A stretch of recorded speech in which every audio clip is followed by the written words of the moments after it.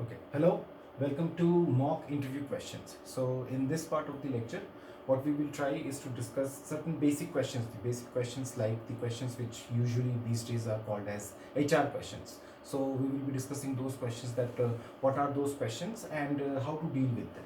This analysis may not be comprehensive by nature, but definitely it will give you some idea about how to face interviews, how to answer the questions, and what should be the general trend of answering the questions, right? So let us go to the overview or the parameter of this presentation. If you see that we will have basic, very general questions, and we will also try to see how to respond to those questions, because everybody will have different answers to all these things. Everybody has different experiences, different I will say informations to display. So all those things will be there, but then we should have a general trend of answering these questions. We will also try to understand what are the expectations of the interviewer, because this is also important, right? Because if you are answering a question, then you should be very sure of that what are the things which the person who is interviewing you is expecting you to do. So if you understand the expectations of the person, you can very well ground yourself on that, right? So that is another understanding which we will be discussing. And last but not least, we will also discuss about few body language issues which may come sometimes during the interview and so on. So let us start. Let us start with the first set of questions. The questions in interview are divided into three parts. The first part can be and usually is the questions which will give you some kind of the questions which we call as comfortable questions, because these are basically asked by the interviewing officer to make you comfortable with whatever you are doing, what are the things, because these are usually the questions which you know, right? These are like, if suppose somebody asks you introduce yourself, so you know about yourself, right? Or tell us something about yourself. So again, more or less the same question. And sometimes they also add onto that what your parents do. So those things also are certain questions which you can very easily tackle. Now these are very basic questions, and these are certain questions which you can prepare on your own. So you should know that who you are, right? You know, but then you need to also tell them that who you are. Now you may not say that okay, my name is this, I'm doing this and that, because these are usually the things which will be there in your CV, right? So you may set out certain other things which you will like to tell about yourself, like what are your interests, what are your hobbies, what you are planning to do, from where you come from, what are the things which you take interest in, and so on, or certain other findings and this and that. Because look, every time you are preparing for an interview, you need to also understand the profile of the company. Of say, if you are going for higher education, then you also need to understand that what are the things which are expected from a person who is seeking or pursuing or planning to pursue higher education, right? So all these things, these basic things are certain things which should always be there in your mind. I'm not here to give you answers to these questions. I'm trying to give you what is the way through which, or the way by which you should tackle these questions, right? So these are certain basic questions which you should understand, and these are certain things which you can answer. So these are basically comfortable questions, like the questions which you can answer. So feel free to answer it, and do prepare them before, right? Because these are certain questions which will be asked. So if you go to the interview and you will face more or less these kind of questions initially, so you should set the tone of the interview very nicely, right? Because if you falter on these questions, then obviously the problem starts, right? So these are certain things which you should keep in mind.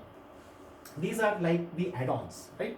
Like tell us about your hometown. These because a person may be interested in your hometown, so because you told that you come from this place, and you have completed your say studies before this institution from that place or in that school or something, so they may be interested.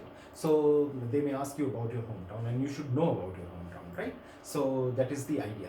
Now the next question is, tell us something about your university or organization. Maybe they will like to know much about or more about your organization, about your university, about your college, and so on. So these are certain informations also which you should be knowing. So the idea is that what are the things which you should know when you are going for the interview. Again, as I told you that these are HR questions, these are general questions, basic questions. I'm not talking about or taking any technical questions, right? So these are basic things which you should know.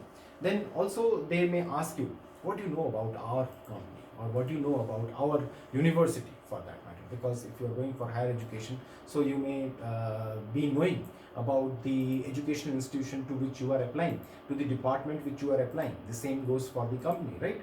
So you must be knowing about their profile, you must be knowing about when it was set up, what are the present say parameters in which or on which they are working, what are their future plans, what are their initiatives, and so on. So all these things you should know. You should also know about their CSR, the corporate social responsibilities, right?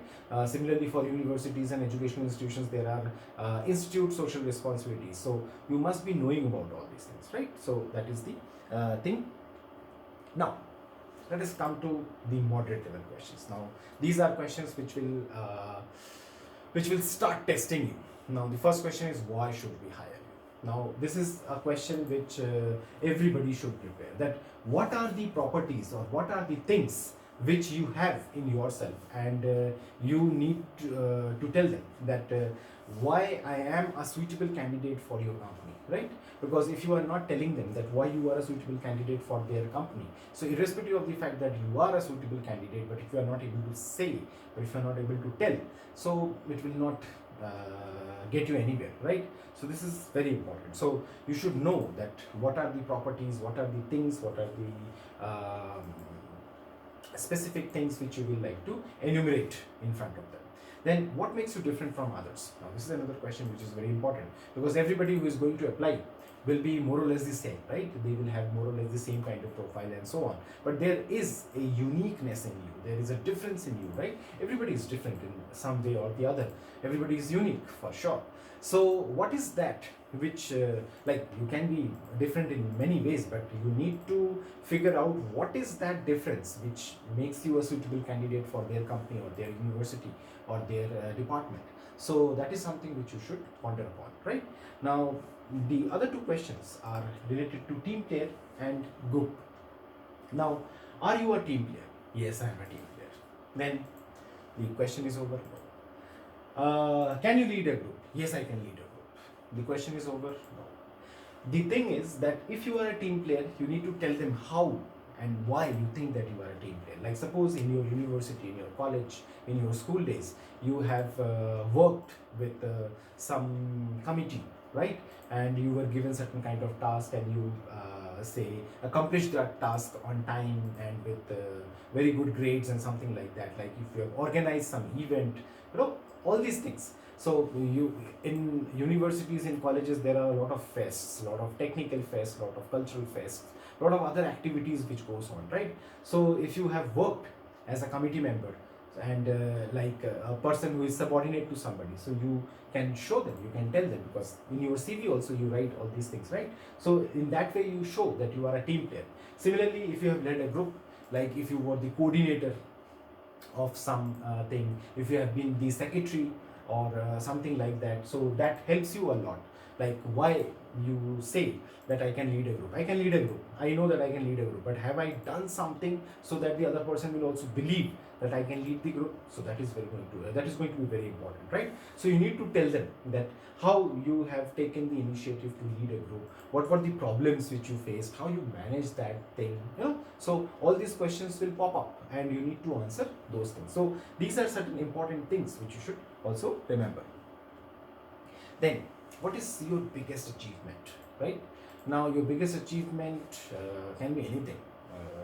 I should not comment on all those things, because people think that this is their biggest achievement or that is their biggest achievement, but why it is their biggest or best achievement in life so far is something which you need to have a justification for. Like you may have scored very high in an examination, or you may have played nationals, right? Or you have participated in an international event, and you think that that is the biggest that is your biggest achievement till date. So why it is so, right? So that is something which you need to tell, the story behind the hard work which you have put in, how things worked out and so on. So that is the thing which they will like to hear from you. Then who is your role model? usually, and please do not mind if I'm saying that, people will say that this teacher, my father, or my mother, and blah blah blah, or some politician or somebody is my role model. It's fine, but then try to think that there is no single role model for your life. There can be more. So this is one parameter on which you should start thinking about, that there can be more role models in your life. So that is going to be one important thing.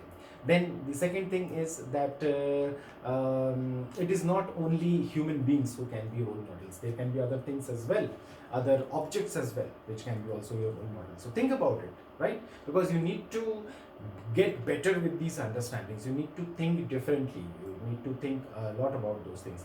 And my father is my role model, or my teacher is my role model, or some politician is my role model, is quite outdated these days. And moreover, they can be, there is absolutely no doubt about it, but go far, go beyond those things and try to think that who else can be your role model, and what are those specific properties that makes that person your role model. So that is going to be very important, right? So those things also you need to think about. You need to also care about those things, right? What are your strengths, what are your weaknesses? Now usually these days people are asking, or these companies, the educational institutions and all, they are asking like enumerate 5 strengths or weaknesses of yours. So you need to know about them. And the best thing about these things is that you can definitely showcase your talent in these strengths, but then you also need to tell about your weaknesses. And you need not say like that, these are my weaknesses. You also need to tell them at a later stage, or maybe during that stage, depending upon how the course of interview is going on, that what you have done to get rid of those weaknesses. Because there will be weaknesses of people, there can be a lot of weaknesses of people, but then you also need to come out of it, right? So that is also the idea which you should think upon, because if you have a weakness and you are not working on it, or if you are not trying to get rid of it, so it is not helping you, right? So you need to work on those things. That is also very important. Now, what is the best thing about this university? People may ask you, what is the best thing about your university? So you might be knowing about certain things, right? And you can always blabber on this, but then people will also ask you, what is the worst thing which you find about this university? Then you also need to tell them the justification, that what is the worst thing and why it is the worst thing and how to make it better, because look, a criticism is not well taken until unless it is a constructive criticism. Like, you can criticize anybody, you can criticize anything. These days anything can become a meme, right? So the idea is not that. The idea is that can we make it better, and how to make it better, or why something is considered not good. What are those ingredients? Because you need to analyze these things. The more you will analyze, the more you will understand the concepts, and the more you will be figuring it out, that what are the things which we can do so that it can get better, right? So these are also certain things which you should understand, and these are also certain things which you should also prepare, because people may ask that what is good about your university or bad about your university or educational institution, right? So what are those things, right? So you need to have a point of view regarding all these things as well. This is an important and difficult question to answer. Why should we not hire you? Why we should hire you? You may have hundreds of reasons to tell that I am good in this, I am good in that, I am good in coding, I am good in this, I have my profile here and there, so I am a very good candidate, and so on. Fine, there is absolutely no doubt about it. Then there should be certain things like why we should not hire you, and you should understand this question. I will leave this question on to you, but I can give you certain points to ponder upon. You can talk about your weaknesses, right? That these are certain reasons that because of this I may not be hired today, right? But then you also need to tell them that I have started working on these things. I have started making myself better on these things. Because look, nobody is perfect, nobody knows everything, and nobody is expected also to be perfect or knowing about everything, right? Or nobody is expected to be having all strengths and no weaknesses. So given that understanding, you need to think upon these things, and you also need to tell them that these are not fatal weaknesses. right? Like you tell something that okay, this is my weakness, and the interview is over at that point of time. So you should not tell about that. But then you should talk about something where there is a chance of getting better, there is a chance of improvement, and you have also started working for it. You have already started working for it. So that thing you need to intelligently put in between that, right? So it makes things better. Let us go to the next question. Why do you Oh, sorry. Whom do you recommend or believe apart from you that she or he will be selected today? Now, this is another question these days which HR people are asking, that apart from you, who else you think? Now, you can always have an opinion, or you may not have an opinion, because you are not a person who is judging over there, right? You are a person who is a candidate. So, one way of dealing with this question is that you are a candidate, you are not judging anybody. The other way of saying this answer or this question, or to deal with this question, is to say that I think that this student also, apart from you, is also going to make it because he or she, I know, being a classmate or being a friend, that is very good at this or very good at that. So they may also see your judgment, right, or criteria. It's Do not worry about whether that person is going to be selected or not, or whether getting that person selected makes your chances go down or up or something like that. That does not matter. They just see that if you are given a question which dismantles you, whether you can come back on ground and stood straight. These are certain things which you should start thinking about. Like you need to be analytical. You need to be also judging certain things, right? Or if you are not judging, or if you are if you have to be analytical in any ways, but if you are not judging, so you need, or you should have a way of coming out of it, that no, I do not want to answer this question, or I have not been judging people over there, right? Because I was more interested in performing. So these are certain things which you also should understand. Let's go to the next question. Now, these are two different stories altogether. A person who is having less CGPA and a person who is having higher CGPA. In both cases, it is going to be difficult, right? Like, people can ask you, why is your CGPA so less? If your CGPA is so less, though you have made the cutoff and therefore you are in the interview, but your CGPA is so less, why? So you might be having some genuine reasons, right? So you can tell that once you joined the university, you could not cope up with the pressure, or because of certain medical things, certain things happened, or whatever is the truth you can say. Maybe you were not interested initially, but later on you started picking up or something, or you were not concentrating more on the curriculum rather than on the other things. So you can showcase your talent like that. Okay, I have done so many courses online, or I have participated in this and that, and because of that, a lot of time was eaten. So you must have a genuine reason for why your CGPA is low, so less. But still, it is not a very difficult question to answer, believe me. It's these days it's very common to have less CGPA and a very good student, a very good prospect for the company. So it's not going to be a very big problem. This can be a problem. Why do you want to join a company given such a high CGPA? Because companies usually say that if you have a high CGPA, you should go for higher studies. And companies are also apprehensive about it, that I will pick up this student and then the student will take up some competitive examination or will go for some higher studies and this and that. Even if he will be selected or she will be selected, he will actually block this seat and he will not join us. So they are very apprehensive and they are asking this question these days. So having a high CGPA is never a problem.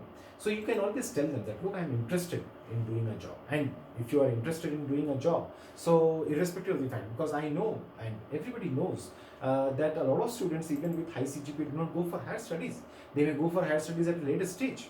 And this has become these days a fashion, or in vogue, in trend, that people first say complete their graduation, then they go for job.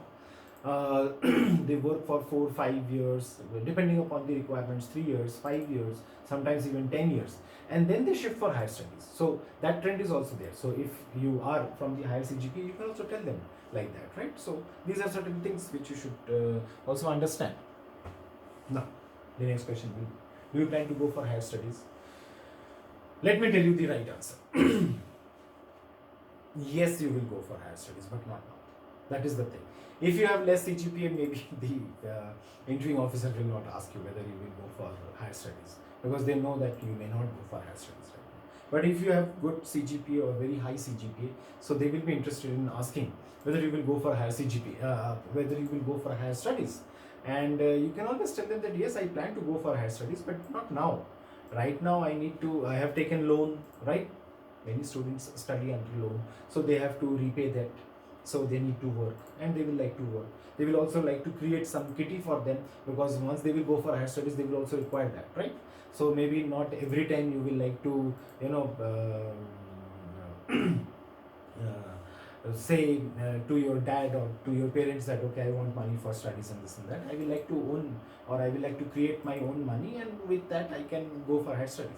So all these things are very justified things. So think about it and answer, right? Because if you say that okay, I'm sitting in this company just because somebody told me to sit, or I was just trying my luck over here, and definitely I will like to go for higher studies, then it's not the right answer, right? Because they will think that you are making a fool out of themselves, right? Or it's a mockery.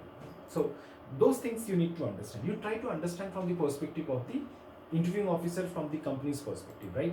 That if suppose they want to hire you, why they should hire you, right? And you should display all your qualities like that. So that is the idea. Very interesting and important questions. These questions have been asked. Excuse me. These questions have been asked in our university. Where do you see yourself 5 years from now?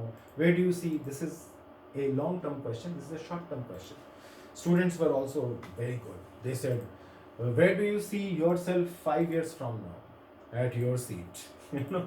So students do answer all these things like that. Where do you see 10 years from now? I will be the vice president of this company, I will be the CEO of this company, filled with charges, and so much of energy and this and that. Not the right answer. Believe me, not the right answer. Rather than you can say that 5 years from now you will like to lead a group, right? Because initially you will be a person who will be a group member, but later on you need to lead a group. So 5 years from now you can see that you want to lead a group, and 10 years from now you can also say that maybe if there is a requirement for higher studies, I will go for higher studies. Or you can also say that after 5 years from now I may take a break depending upon the requirement of the company, and so on. I may go for higher studies or something like that. So, or I may like to lead the group, or I will like to take up projects and form my own group, and work on that, and so on. Give very moderated and very practical answers, rather than very amazing answers and this and that. I do not know what people do. People are charged when they are going to the interview, and once they start with the interview, they feel so euphoric and this and that. They answer so many things like which are not acceptable. So that is another thing.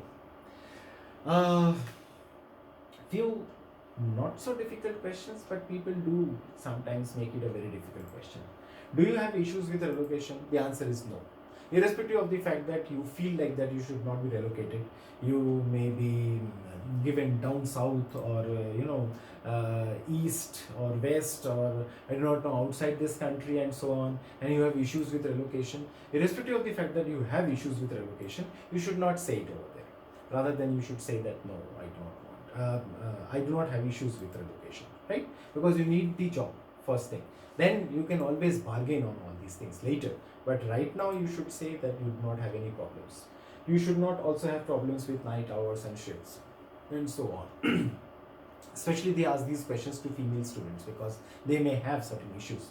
The male students may not have much of issues with that, but even for female students, the idea is that you should not say like that, right? You should always say that I do not have problems with that. And if you have problems, you can always bargain, you can always talk, right?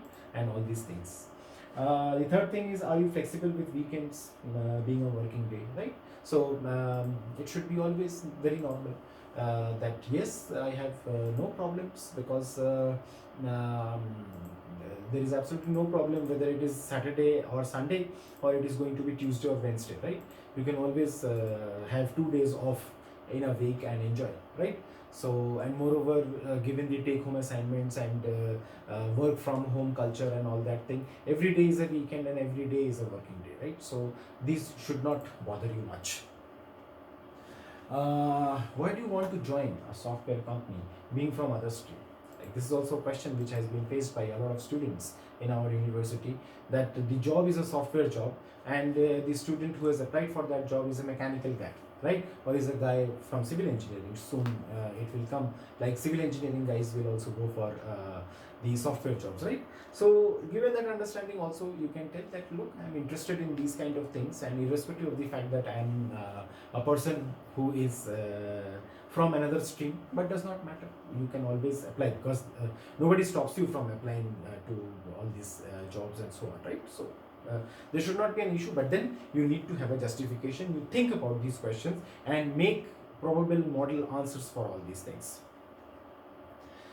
If someone offers you a better salary package than we do, say after 3 years, what will you like to do? Look, the way of answering this question is that you will like to stick to your own company. Everybody wants to grow up, right? Or everybody wants to shift or switch if they get a better grade, if they get a better salary package. But the way of saying it is that, look, I will sit back, I will talk to my parent company that whether they can offer me a better salary package, and I will like to stick to that. If still the talks are not comfortable, or we are not coming to a point or something like that, then I can shift. But initially you cannot say like this, that oh, if somebody offers me better say job package or something like that, I will shift. No, you should not say like that. Rather than you should say that you will like to stay back with your company, you will like to talk to them, like bargain with them, and think of a better salary package or something, and after that you can move. Similarly, for how many years do you plan to stay or work with us? The initial commitment, whatever the company has, you should say for that matter that these are the minimum years which I should work. In fact, 4 or 5 years is a good span of time, which is more acceptable to companies, that yes, okay, if a student or if a new entrant is working with us for 4 or 5 years, then definitely it is the minimal criteria which they think that they should work. And later on you can switch, later on you can go for higher studies and come back and join your parent company and so on, or you can start negotiating on certain other things and so on. So those things. So expect these questions, and also try to make some model answers for that, right?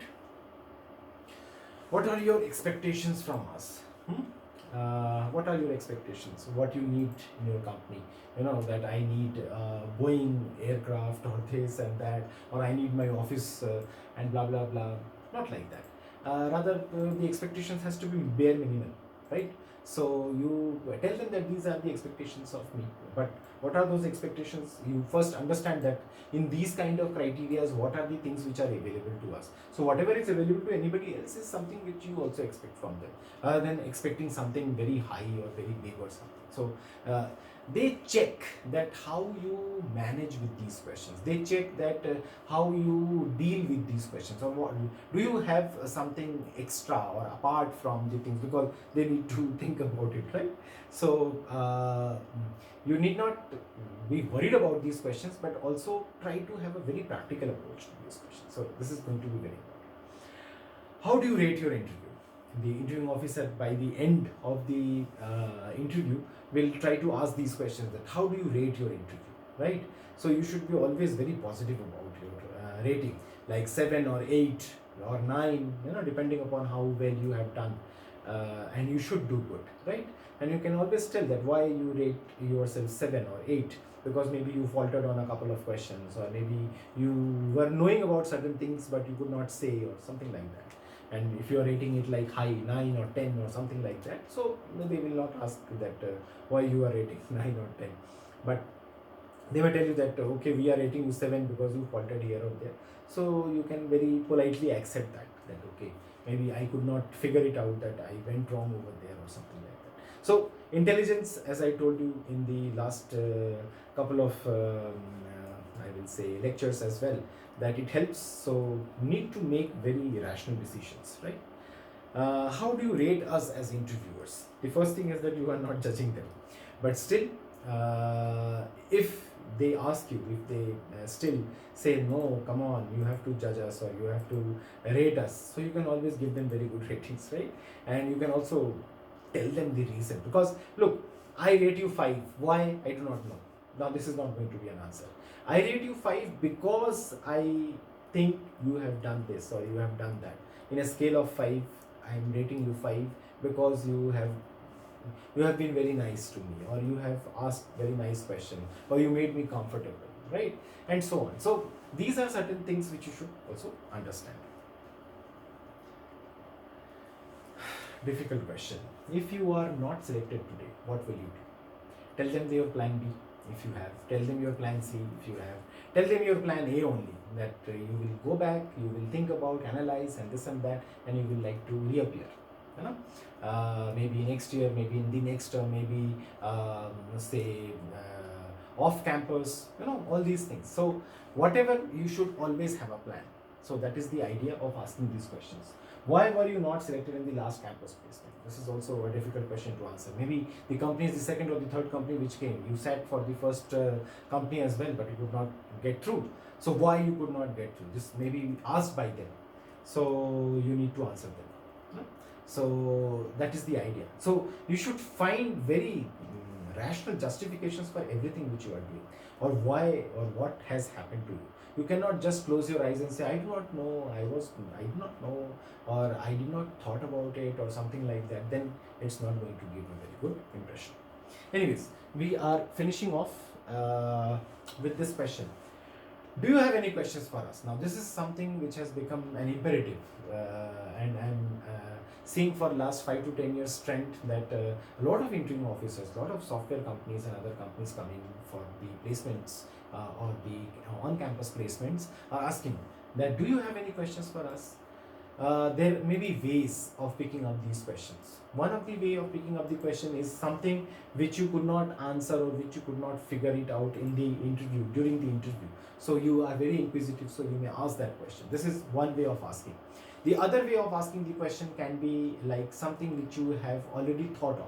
Now, what are, say, possible way? Like if you ask me, what is a kind of question which I will ask? I will always ask a question like this, like suppose, and this goes like this, like as a fresher, I worked very hard with studies. I worked hard with my assignments. I worked on my projects, on my say internships and this and that. But I do not know what are the judging criteria of a company, or how to prepare for a company, right? Or what is that gap between education and between industries which we need to fill, because as a fresher you may not be knowing, right? And definitely you do not know.